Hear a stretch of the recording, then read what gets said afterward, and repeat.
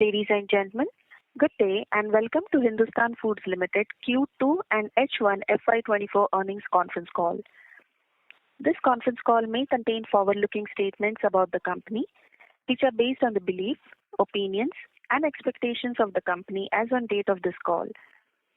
These statements are not the guarantees of future performance and involve risks and uncertainties that are difficult to predict.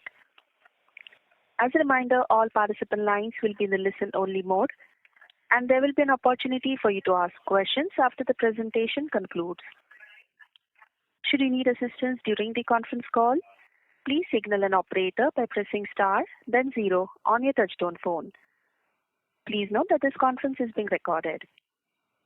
I now hand the conference over to Mr. Samir Kothari, Managing Director, Hindustan Foods Limited. Thank you, and over to you. Thank you, Yashashree. Good morning and welcome to everyone for our first half Q2 FY24 earnings conference call. I am joined on the call by Ganesh Agekar, Executive Director, Mr. Mayank Samdani, Group CFO, and Mr. Vimal Solanki, Head Corporate Communications. In addition to that, we have SGA, our Investor Relations Advisor. I hope everyone has had a chance to go through our updated earnings presentation that was uploaded on the stock exchange and our company website. Coming to the overall performance of the company, the slowdown in the FMCG demand and especially the deflation in the commodity prices continues to affect the short-term sales performance of our company.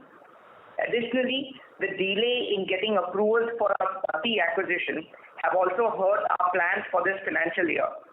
However, we've still ended up with a record PAT for the quarter and for the half year.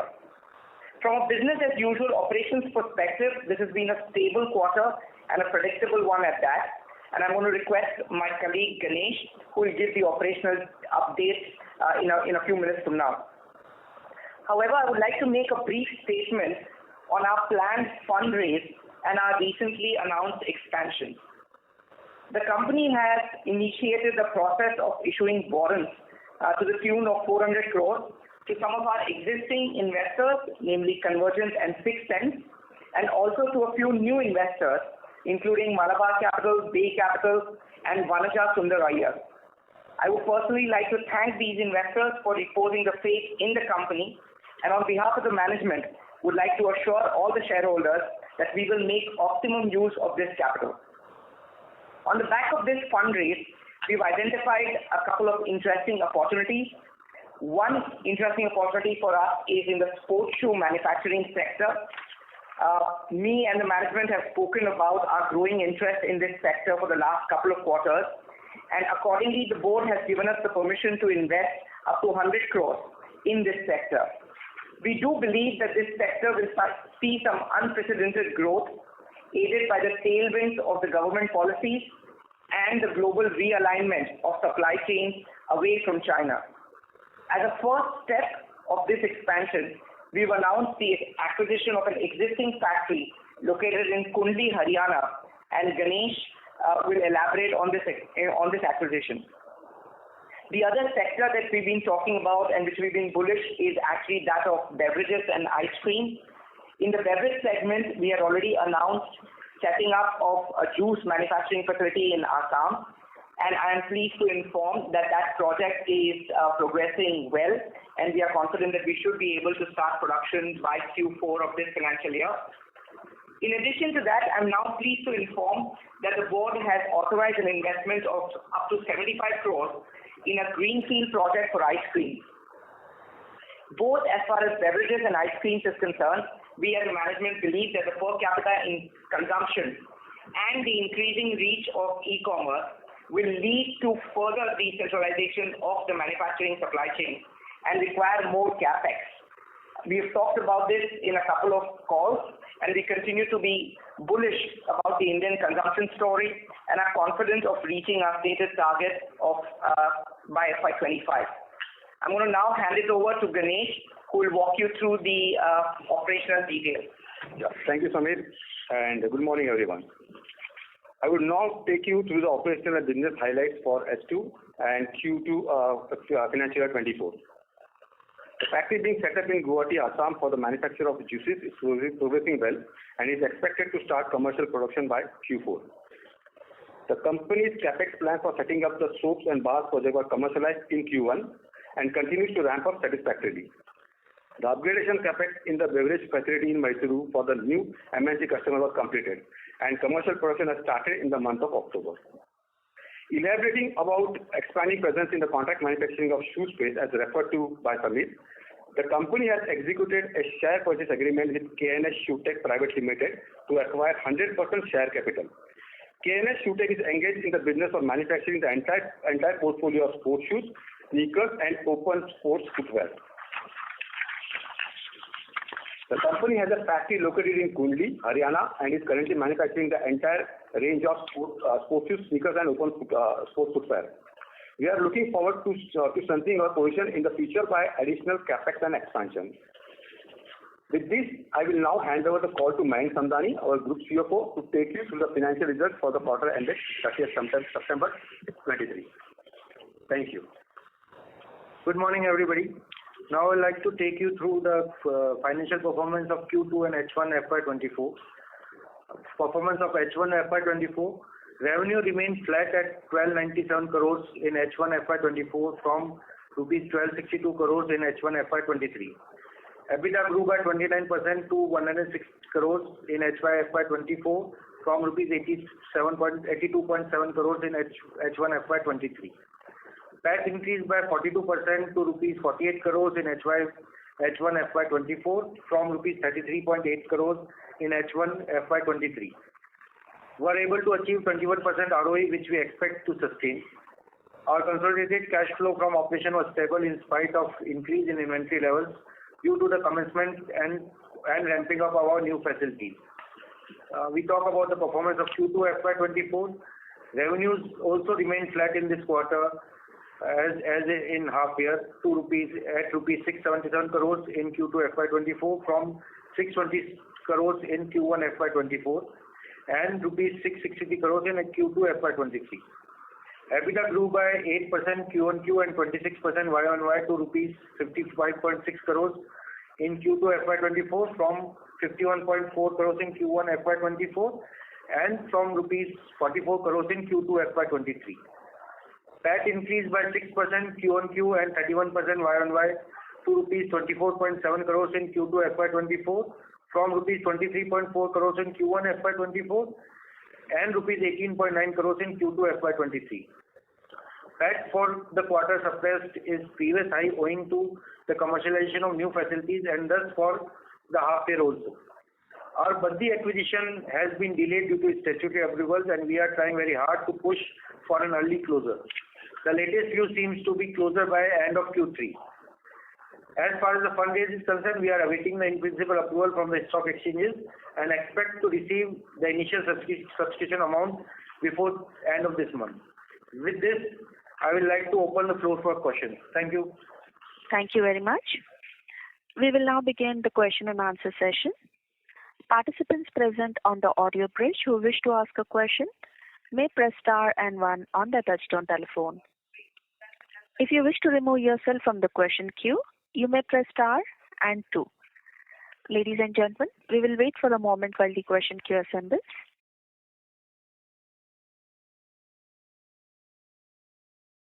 We have a first question from the line of Faisal Hawa from HG Hawa and Company. Please go ahead. Hi Samir, hi Mayank. Samir, what is the acquisition cost for as a metric of market cap to sales for this new shoes facility that we have acquired, and what is the contribution of the top 5 customers as in revenues of this unit?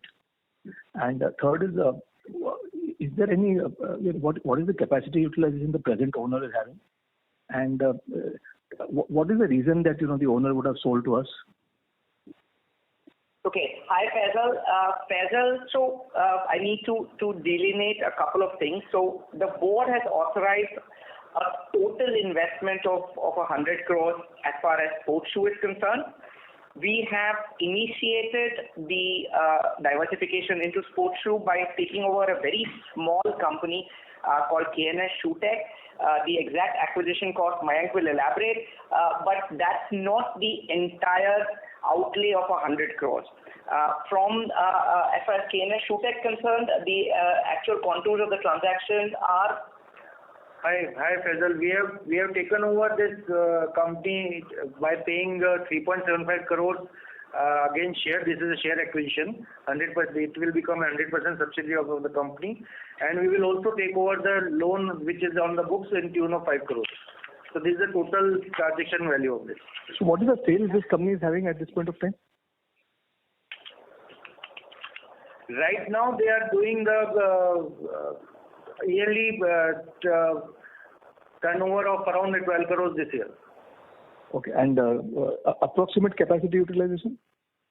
So as far as customers and approximate capacity utilization is concerned, this particular group of companies is catering to Puma, to Asics, to Reebok, as well as New Balance, and a couple of smaller brands, including Skechers.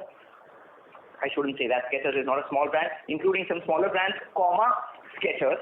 And in terms of the concentration of these customers, again, I have to delineate that right now we're talking about only KNS ShoeTech.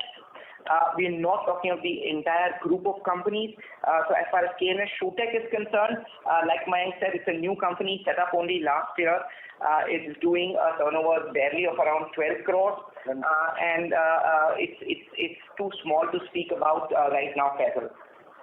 You had asked another question, which is why is the existing owner looking at exiting the business? And the short answer is that we've talked about the growing formalization and consolidation of contract manufacturing industry across all product categories. What is happening is that scale is becoming a very important factor as far as contract manufacturing is concerned. Customers want larger players. Customers want more organized players. If you've read the recent news updates about this sports shoe manufacturing company, you would have seen that some Taiwanese companies have announced investment plans of close to 1,400-1,500 crores just in the state of Tamil Nadu, and they've signed an MOU with the government for that. That's the kind of scale that people are expecting, the customers are expecting, especially with this China plus one phenomena. So from that perspective, we've mentioned this before, not only in this category, but in a bunch of other categories. We continue to be very confident and hopeful that this kind of consolidation will give us more opportunities to acquire businesses and to grow. And about this preferential allotment, I mean, it's quite a large, 400 crore kind of a allotment, and will we deploy immediately, or it's more like a war chest that we are building up? Because whenever we do that, it depresses our ROE, and many times we don't deploy it within the next 1 or 2 years. So, what is your take on this? Faisal, you've been a partner in our company for a long time, a partner shareholder for a long time. You know that we are as sensitive about ROE as anybody else. That's one of the reasons why this pref allotment has been structured as a warrant. What we've done is that depending on the opportunities that come in, we will be calling for the money. Right now, we are calling in only for 25% of the amount, which is just about 100 crores. If you look at our capex outlay between Bhakti, between the sports shoe acquisition, as well as the new ice cream factory, is close to 225 odd crores. So we will try and make this money sweat as soon as possible, Peter. So my two bits about this is that we would rather have raised money 2 years hence, 2.5 years after this, and got a much better valuation, because our revenue would have at least doubled till then. So this way we are locked into the price, and to the best of my understanding, we don't have too much use for this money. Well, we do have use for the money, Faisal, but as an existing shareholder, I completely empathize with the amount of valuation that you and me both as existing shareholders have to have, especially if the new allotment is done at a lower price. I would hate to comment more because I'm assuming my new investors are on the call as well. But I will definitely give your message to them saying that they got a good deal. Okay, thanks. Thank you. We have our next question from the line of Abneesh Roy from Nuvama Institutional Equities. Please go ahead. Yeah, congrats on the profitability. My question is on what you mentioned, China Plus One and footwear, etc.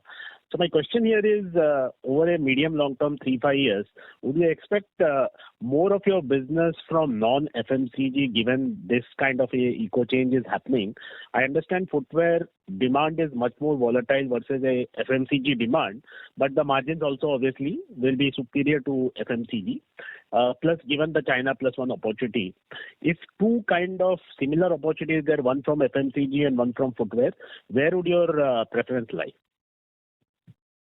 So, Abneesh, we've been quite agnostic as far as product categories is concerned, as long as we are very clear that the mandate is to do contract manufacturing, which in our mind basically means that we do not take on any inventory obsolescence risk, we do not take on any risk as far as the market is concerned, and we do not take on any risk as far as marketing branding is concerned. That's how we are defining contract manufacturing.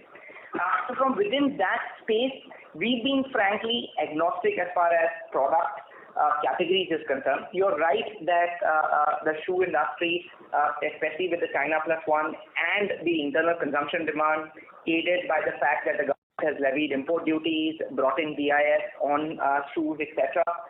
We do see that growth will be superior. If you've seen or if you've heard us, we've been talking about kind of tepid growth as far as the FMCG is concerned for last nearly 2 or 3 quarters. You are a very seasoned analyst in this sector. You know that we are hoping that this is temporary.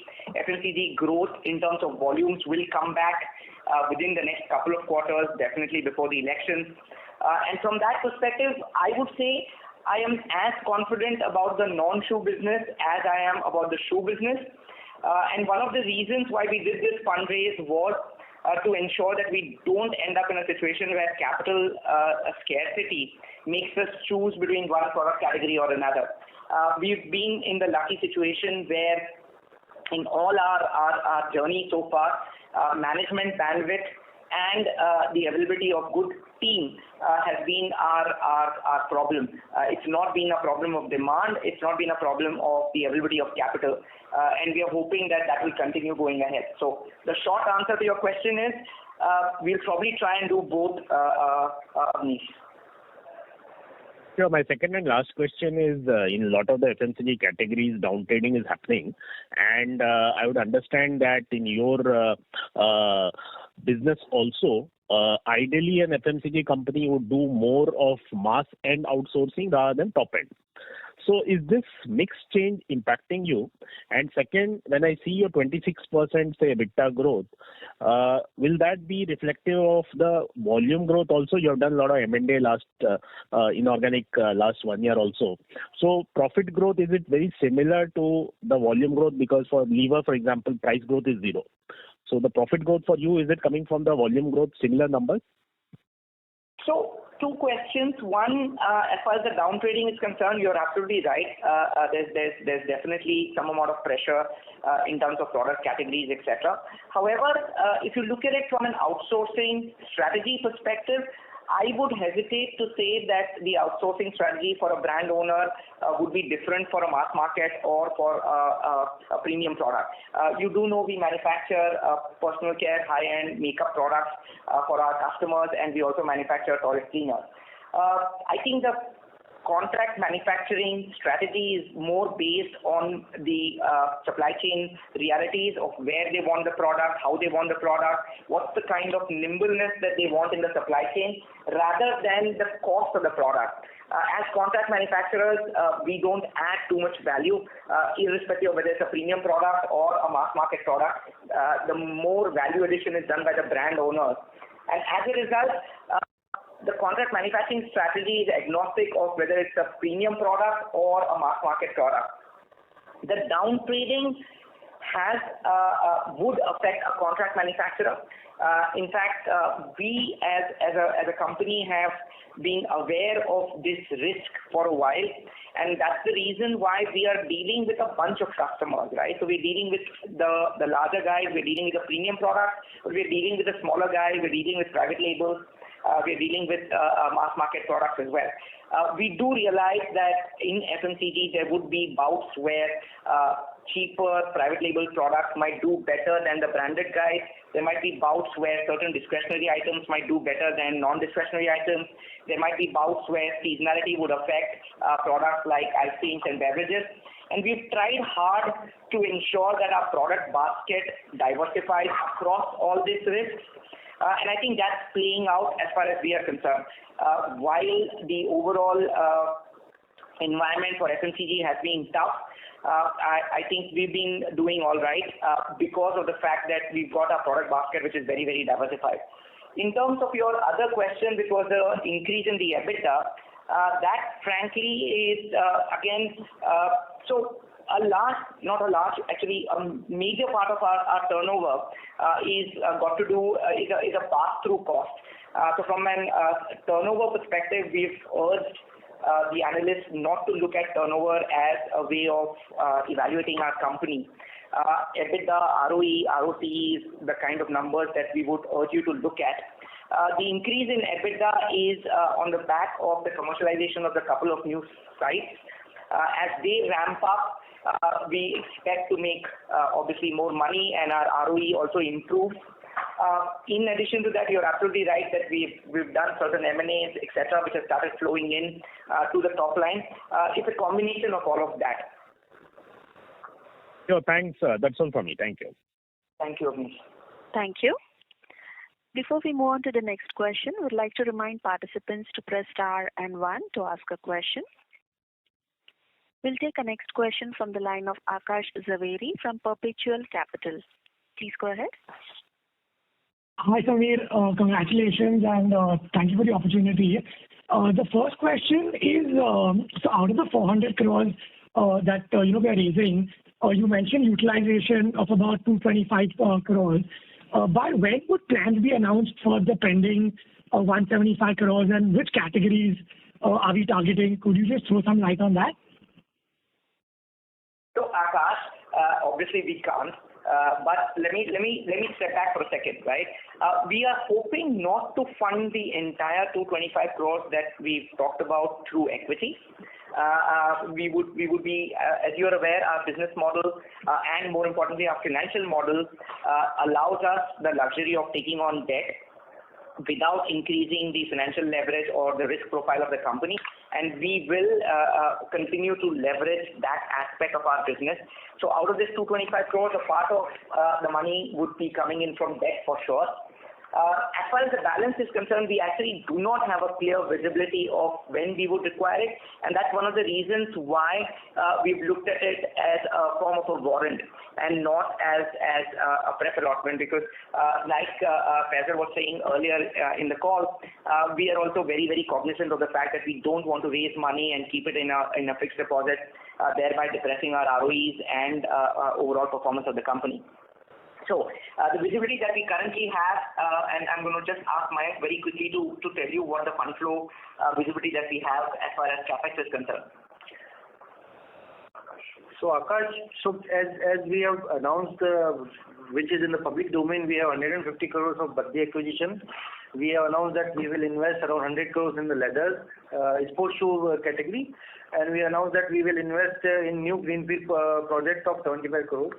And also we have announced that we will need for the Assam facility, Guwahati facility, around 25 crores. So this will give us the total investable capex of around 350 crores, right? So this is the capex outlay, out of which we are taking on debt and equity. We are raising equity for this. Sure. And okay. The second question is that what is the potential for the sports shoes and sneaker industry in terms of return ratios? Would they be better than our current company ratios or at similar levels? So From a profitability perspective, we expect that they will be similar, probably slightly higher than what we are used to. However, as far as returns is concerned, and I'm assuming when you talk about return, you're talking about ROEs and ROCs. The sports shoe industry, as well as for that matter the leather shoe industry, is very, very manual, and there's a lot of manpower involved. So in terms of capex, it's less capital intensive, it's more manpower intensive. So our asset turnover ratios for the shoe business would be much higher than, let's say, an ice cream business, for instance. And as a result, the ROEs on the sports shoe business should hopefully be much better than our existing business. And the 75 CR that for the new greenfield ice cream plant, is that for the same client or is it for a new client? Cannot disclose.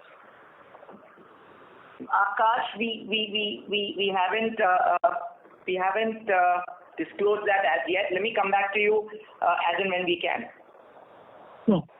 The next question is that the upgradation of the plant in Mysore for the MNC client, over a period of time, how big can this be? And is this going to be a dedicated plant like the new expansion?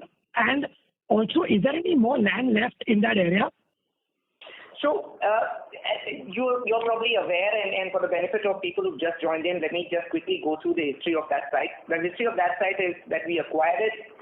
We actually started it as a shared manufacturing site, and this is how normal evolution for us would happen. I'm happy to say that all the lines there now are dedicated to a particular, to one customer, to any one customer, right? So we have our juices line is dedicated to one customer, our carbonated beverage line is dedicated to another customer, and we also have a third line which is a different packing format, which is dedicated to another customer.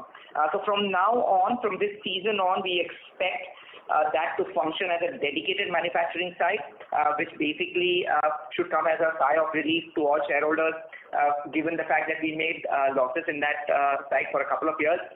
We are hoping that we should be able to turn around that site starting from this season. In terms of land availability, yes, there's a huge parcel of land. It was around 13 odd acres of land, and we would have used barely around 5 or 6. There is scope for expansion, but in terms of the fact that it's a beverage facility, what's more important is, in addition to the land, it also has surface water connection, which gives us a lot of optimism in terms of being able to expand capacity there. Sure. And how are discussions with clients, in general, the pipeline of deals that you're seeing? If you could just throw some light on that. It's tough, Akash. I mean, I think I've been saying this for the last couple of investor calls, that unless volume growth comes back to the FMCG industry, we're going to have to keep fighting for each and every project. We're going to basically, capex investment is not happening at the pace at which we would like. And that's been one of the pain points for, I think, now nearly 3 quarters, where unless volumes come back, volume growth comes back to the FMCG players, we don't see that changing. We keep talking about green shoots, we keep talking about mixed signals, we keep talking about some players having better performance in rural demand versus urban demand. But the fact of the matter is that as an industry as a whole, volume growth is definitely not where it should be, given the demographics of our country. Sure. And Mr. Zaveri, I request you to join back the queue, please, as we have other participants waiting. Thank you. We have our next question from the line of Muthu Kumar from Fidelity Venture. Please go ahead. Yeah. Good morning, sir. Thanks for the opportunity. Yeah, I have one question. Could you please quantify capex spend for financial year 23 and work in progress capex for financial year 24? So, in the answer of last question, Muthu Kumar, we have answered that the work in progress which we have announced is around 350 crores, which will come in this year, right? And for the last year, I have to come back to you. So our total gross block is around, including CWIP as on 30th September, is around 915 crores. 950. Okay. So that 950, Muthukumar, does not include the new capex that Mayank has talked about, which is the 325 odd. Okay, sir.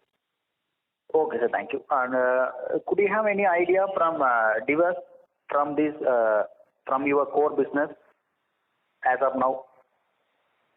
I'm sorry, I didn't catch that question. Yeah. Do you have any plan to make a divestment from your core business as of now? Well, if it is core, we will definitely not divest, Muthu. We don't have any plans of any divestments as now. You're right in terms of the fact that we obviously are a mix of a bunch of product categories. Currently, we believe that all of these categories are core to us because the common thread across all these categories is the fact that we do a B2B contract manufacturing business. At some point of time, the company would like to organize itself in terms of product categories, let's say home, personal care, foods, and by that time I'm assuming shoes would become a large category as well. But currently, if you see, the way we are looking at the product categories is more as the fact that it's a B2B contract manufacturing rather than anything else. Okay. And as of now, most obviously, all of your shoe manufacturing are based for contract manufacturing, or do you have any own brands as of now? That is one thing we are very clear on, and I can tell you again very in no uncertain terms. We are not having any of our own brands, and we do not intend to launch our own brands at all in any of the product categories, including shoes. Okay, thank you. That's all. That's it, sir. Thank you. Okay. We have our next question from the line of Priyank from Vallum Capital. Please go ahead. Yeah, hi. Thanks for the opportunity, sir. My first question is, if I have to go back to your history in December 2021 quarter, which is Q2FY24, you were at 522 crores of revenue and a gross margins of 11.8.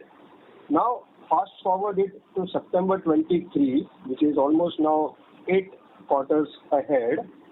We are at a gross margins of 16.4. It's a 500 basis point change, and this has roughly doubled our profitability in terms of gross margin. Now, this has to do with outside the utilization ramp up that you have done. So, if you can help me, what has really changed over last 8 quarters, which is 2 years now, which has led to the gross margins going up significantly, and how do you project this going ahead? Priyank, before I answer that question, let me tell you, I urge most of the people who look at our company not to look at profitability margins as a percentage of sales, because for us, the entire sales is made up of RMPM, which is a pass-through cost.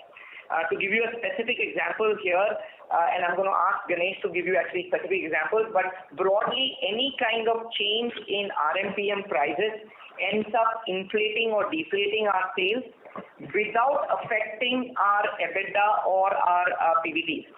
But I'll ask Ganesh to give you a specific example on this. Yeah, hi Priyank. The process here is, Priyank, that we buy material, all the RMPM from nominated vendors of our customers.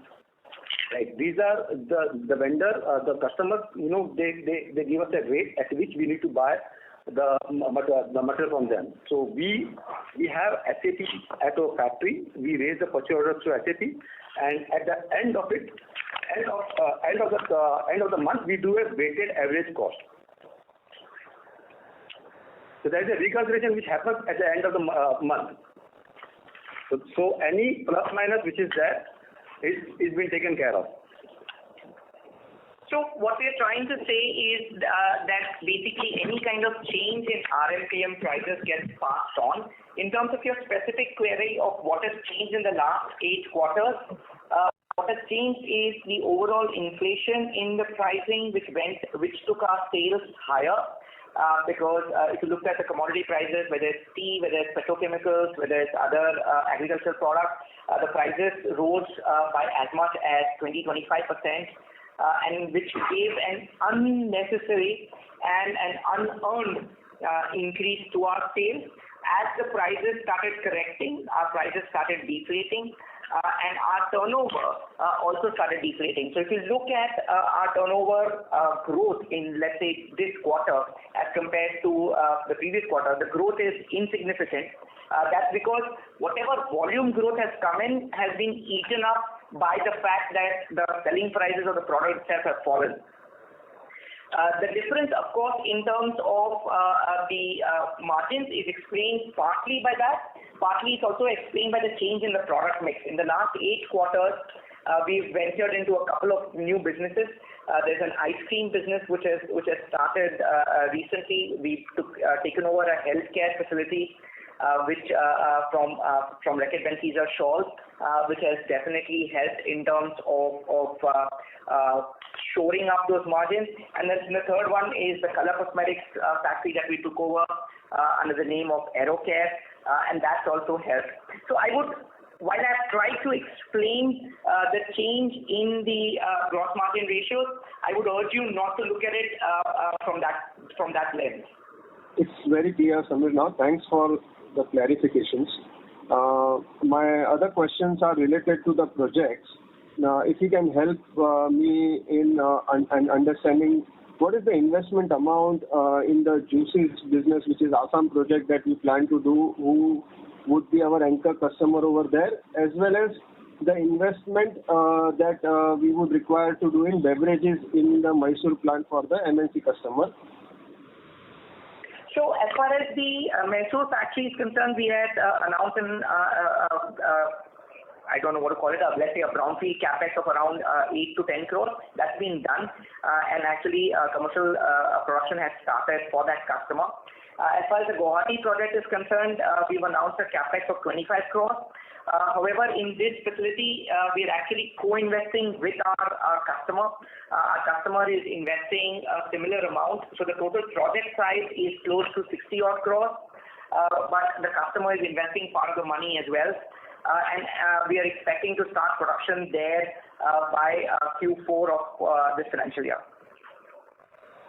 We generally like, Priyank, not to discuss who the customer is or what we are producing, and we try to skirt that issue not for any reason of not giving it to our financial investors, but just from a competitive perspective in terms of capacities, in terms of product categories, etc. Perfect. And last question on other two projects.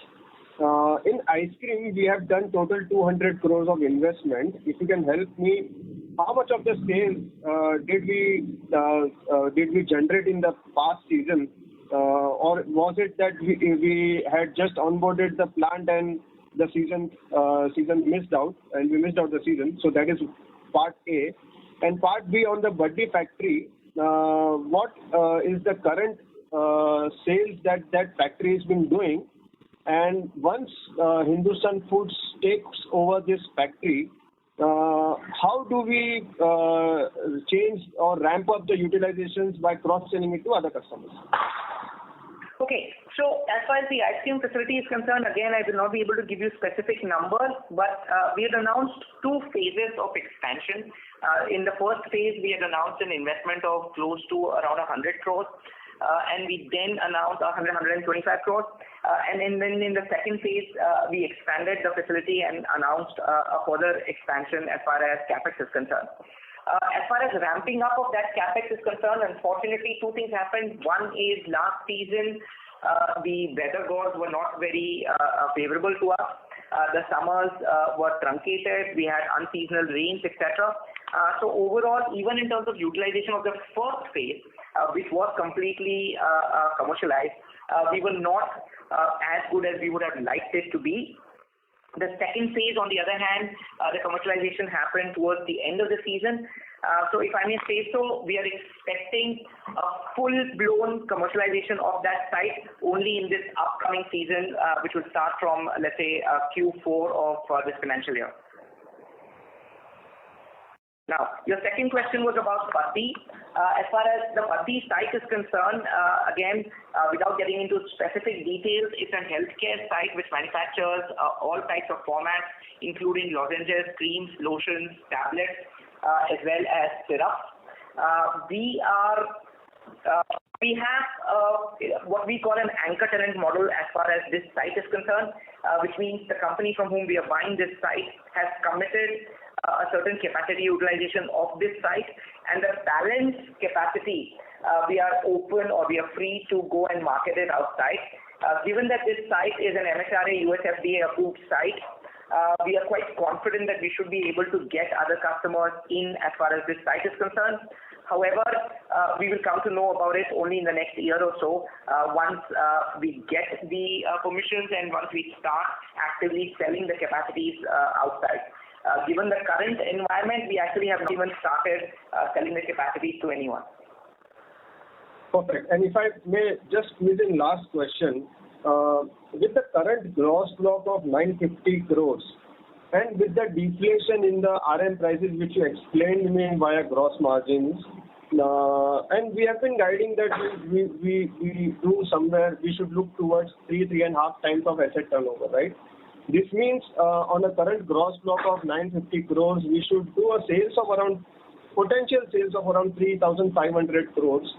And this is excluding all the new projects, which is shoe, ice cream, batti, which would further add to the assets and the sales later on. And when I'm calculating this, I also look forward to the previous guidances where we have been saying that 4,000 crores is the sales target that we were looking for FY25. Help me if my understanding is broadly correct or wrong. Priyank, I can say that yes, your understanding that we have given a target of 4,000 crores by FY25 is right, and we've reiterated that guidance in spite of the current deflation as far as pricing, etc. is concerned. We are confident that we should be able to reach that target. And that is on the current assets, excluding the other acquisitions that we will be doing. Priyank, we haven't gotten into that kind of a detail, but the math is in front of you, yeah. All right. Thanks a lot for answering all the questions. All the best. Thank you, Priyank. Thank you. We have our next question from the line of Akhil Parekh from Centrum Broking. Please go ahead. Hi, thanks for the opportunity. So my first question is in regards to the 4,000 crore sales target for FY25. So does that assume the flattishness in sales in FMCG what we are anticipating, or there is some kind of hope and bullishness being kind of factored in for our 4,000 crore of a sales target? Still, life is full of hope. But to be fair, we try to ensure that we are not irrationally exuberant as far as our projects and our guidance is concerned. If you recollect, we had given this guidance, I think, nearly a year ago, and we still stand by that. So obviously, a year ago, we did not expect that the FMCG industry would become tepid or that the growth would start tapering off. We still feel that we should be confident about reaching this. Okay. So just with a little bit of help from our shareholders and God. Sure. So just to reiterate, it means like even if the macro situation continues to remain the way they are right now, we are still hopeful of attending that 4,000 crore of target. Inshallah, yes, okay. Okay, great. Good to hear that. My second question is on the footwear side, right? I mean, I think we were already there in this space and we were supplying for Bata, if I'm not mistaken. So this reason for expansion into this category, has it to do with the BIS implementation which is expected to happen in footwear category by Jan of next year? And are we receiving, I mean, I know it's too early to comment probably, but are we seeing opportunities from a small scale sneaker player as well, because they will have to be BIS compliant by start of next year? So, you know, when the earlier gentleman, I think it was Muthu, asked us about divestment, I kind of blew him off. But the fact of the matter is that our leather business was actually suboptimal, it was subscale, and we were not doing much. So maybe Muthu was right that we should have looked at divesting that division. But having said that, we are now extremely bullish about this for all the reasons that you mentioned. In terms of the BIS, in terms of import duties, in terms of the fact that 1.4 billion people will require shoes, etc. But we're also bullish about the fact that China Plus One is forcing some amount of realignment as far as the manufacturing of sneakers, sports shoe is concerned.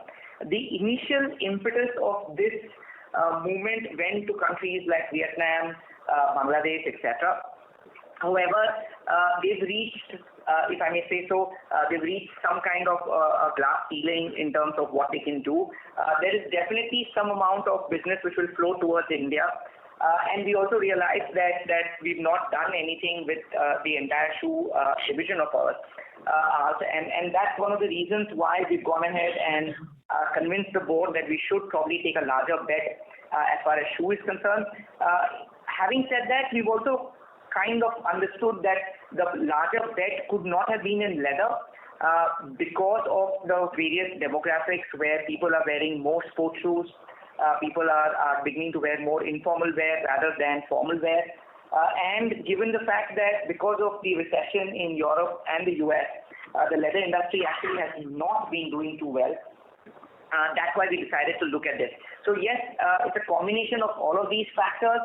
And if all of this goes successful, we do expect shoes to become a relatively large category for us, by virtue of which Muthu will at least not ask us whether we're looking at divesting something like that. Sure, this is very helpful. And the last question is on the MNC carbonated drink contract that we received a couple of quarters back. And I think we've discussed this some time back also, that there is a lot of action happening in North India specifically. So in terms of ramping up this capacity or, doing a greenfield expansion, if you can throw some more light, I mean, how does it work out? Like, is it to do with more of a trust factor that we have to start manufacturing a certain amount for this MNC client and then we'll start seeing more ramp up, or is it to do with the demand factor, basically that demand is slightly muted probably, and that's why we are not yet going aggressively in the carbonated drink category? So unfortunately, Akhil, it has got to do with demand rather than anything else. As far as establishing our credibility is concerned, I think across all our product categories, as far as FMCG is concerned, we've been able to establish some amount of credibility. But like I mentioned in response to a couple of other questions and also in my opening remarks, FMCG volume growth has been tepid, and as a result, new capex by any of our customers is being pushed ahead or postponed. Whenever new capex by our customers is postponed, one of the casualties is contract manufacturing new capex. While our existing business continues to do well, as far as growth is concerned, it definitely gets hurt when volumes don't do well. As far as this specific question about the beverages is concerned, we actually were expecting a blowout season as far as last summer is concerned. That has not happened. And overall, we do believe that per capita consumption of beverages, ice cream, etc. should increase. So we are hopeful. No, but Samir, if you look at it in North, our peers are expanding aggressively in that carbonated drink category for the same principle. And the principle is also kind of looking for divesting their assets. So just wanted to understand why we are not participating in that.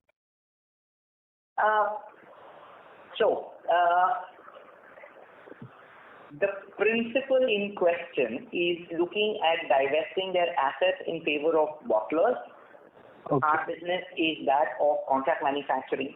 Okay. We are very clear that we will not be looking at the bottling end of the operation. Like I mentioned earlier, we do not see our expertise in terms of distribution, branding, marketing, selling, etc. We are a B2B company. And as a result, any kind of divestment which ensures that it is a B2B connect we would definitely participate and we would definitely be looking forward to it. On the other hand, if any of our principals, not only beverages, but if any of our principals are looking at selling brands, looking at establishing master licensees, master franchisees, or some kind of B2C business, we would probably have to walk away from that business. Okay, very clear. So this is our decision basically. That is what you are saying. I would, yeah, yes, Akhil. Okay, all right. Thanks a lot for your detailed answer. Best wishes for coming quarters. Thank you so much. Thank you. We have a next question from the line of Bhaskar Chaudhary from Entrust. Please go ahead. Yeah, hi. There seemed to be some increase in working capital for the first half. So is that, will that be the new trend going forward, or should we treat it as a blip? So, Bhaskar, the increase in the working capital is basically because of the new factory ramping up. And those factories are yet to achieve their capacity utilization. So you will see this kind of thing when a new factory comes in, but it will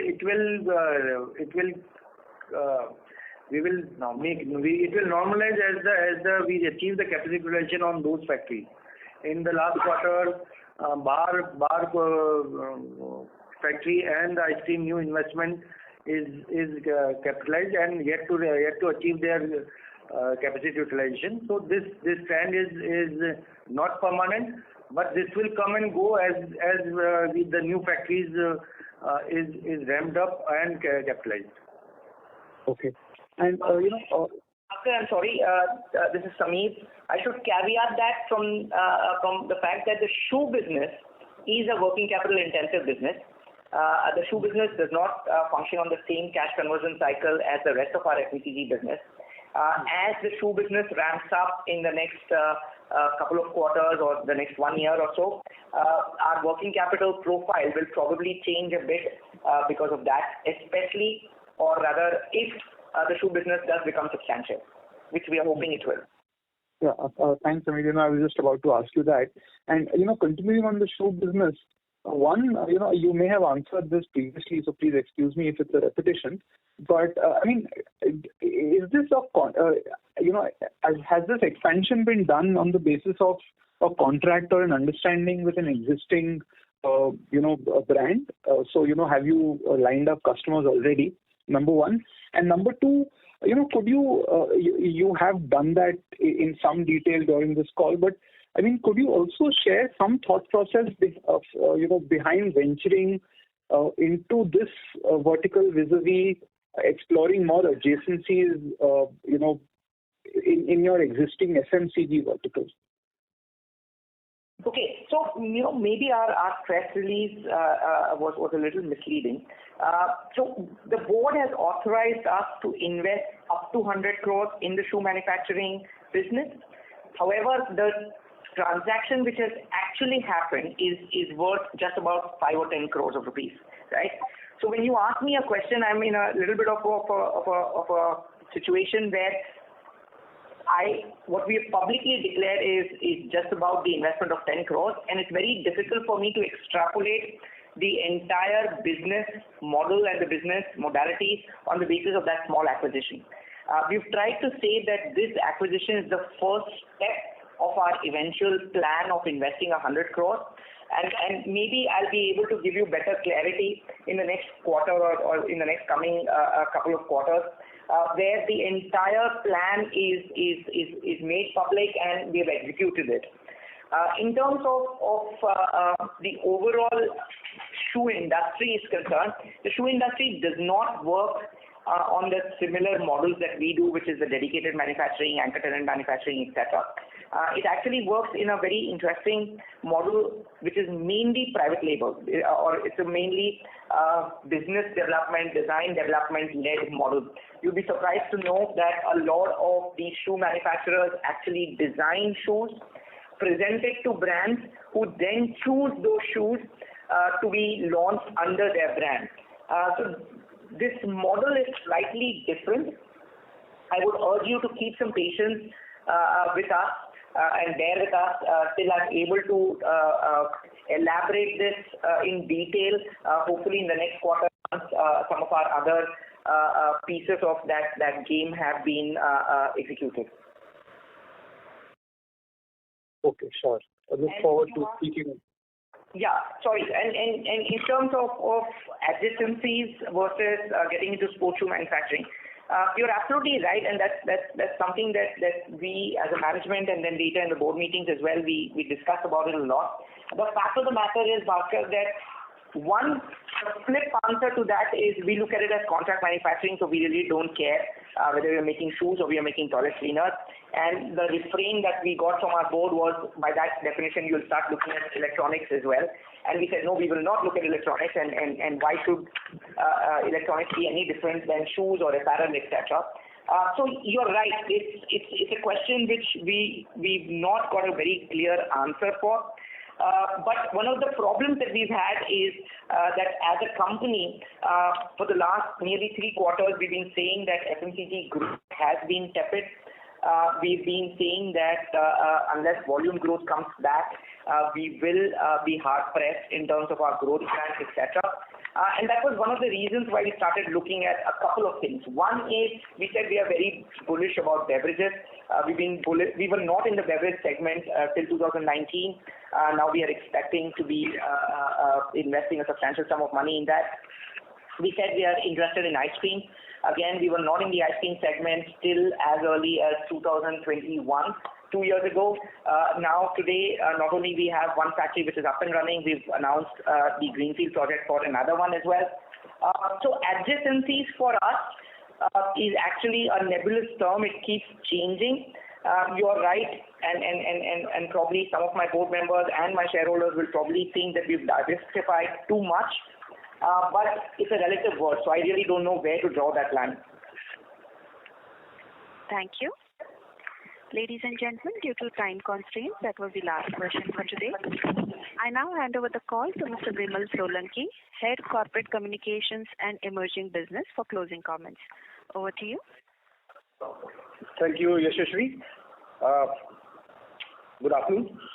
We at HFL are passionately committed towards ESG and have undertaken various sustainability initiatives like integration of solar power plants and rainwater harvesting systems at our new and existing factories, adoption of briquette boilers to replace traditional coal-fired ones, transition to cleaner fuel to reduce carbon emissions and promotion of cleaner energy alternatives, embracing smart lighting and air conditioning systems, digital payment and signature methods, replacing vapor lamps with LEDs, to conserve power consumption and striving to minimum paper usage, thereby reducing energy consumption and paper waste.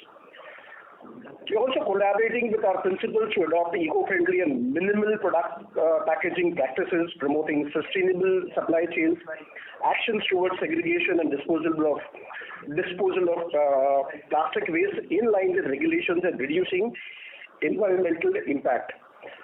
We are prioritizing the employment of local labor in our factories, contributing to the economic development of rural and semi-urban areas where our plants are located. We are enforcing the mandatory preservation of trees and plants in and around our factories, fostering a green environment and enhancing biodiversity. HFL, along with the Bias Institute of Sustainable Livelihoods and Development, has identified Pedaipalli, Khetiredipalli and Balanagar villages, all these villages in Telangana, to pilot a village development program to enhance education and health. This project focuses on providing basic facilities in government schools like building of toilets, midday meal sheds, kitchens, solar street lights, computers, printers, projectors, uniforms, sports kits, etc. With this, I take this opportunity to thank everyone for joining on this call. I hope we have been able to address all your queries. For any further information, I request you to kindly get in touch with us or Strategic Growth Advisors, who are our investor relations advisors. Thank you so much. Wishing you abundant dhan, sukh and samriddhi in the Vikram Samvat 2080. Thank you. Thank you, sir. On behalf of Hindustan Foods Limited, that concludes this conference call. You may now disconnect your lines. Thank you.